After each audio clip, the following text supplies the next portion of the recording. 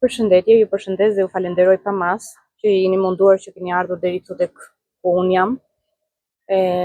Dua që të ngre zërin për problemin që na ka ndodhur në fshatin Vjos të Cakranit, ku më është dhunuar babai edhe vllai im për një mesazh apo për një lajk që supozohet është bërë.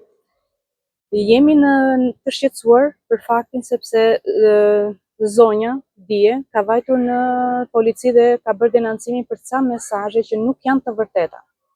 Nuk janë të vërteta absolutisht. Ne ngrem zërin dhe vazhdojmë ta ngrem zërin për këtë gjë.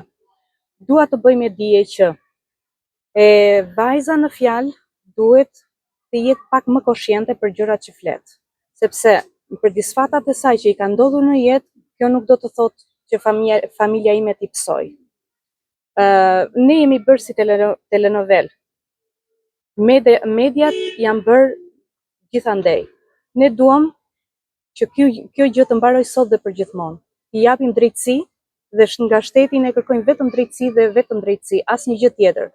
Në momentin që të zbardhet e vërteta, lër të flasin njerëzit. Në këtë intervistë kam dhënë për njerëzit që mos të flasin pa fakte, pa prova.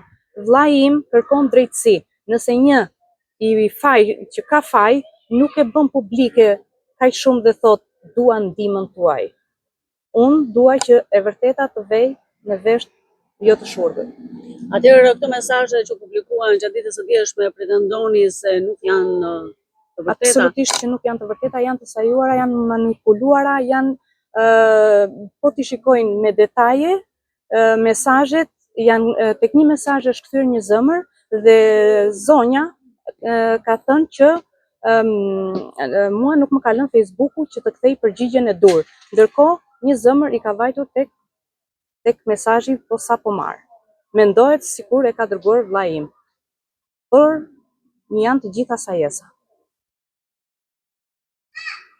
Dua shumë që kjo gjë të mos vazhdoj. Respektin e kemi pasur në maksimum për familjen Lamaj. Nuk dim pse ndodhi kjo, se kishte zgjidhje. Vajza nuk ishte pse bënte kaq të madhe, por duhet kishte bërë blok në momentin që bezdisësh, ose të na njoftonte ne si familjarët e tij dhe ne ishim të gatshëm që t'i vinim në ndihmë, nëse e kishte kaq të bezdisshme. Por ajo që ndodhi, mos të bëhemi më telenovela edhe tallava, të vazhdojmë secili jetën e tij, drejtësia të vëri gjërat në vendin e vet. Ju falenderoj shumë, jeni shumë të respektuar dhe dua thjesht drejtësi. Dhe vllai im është i bindur për çfarë flet. Nëse këto gjëra dalin të pavërteta, unë nuk di se si do vënë gjërat më tej, por ne shpresojmë shumë që të ngelen këtu. Atëherë në këto kushte, kur dhuna ndaj dy familjarëve tuaj ka qenë e rëndë, në fakt ju si mendoni që ta kaloni këtë situatë? Shiko, nuk është e lehtë sepse mua më është dhunuar babi.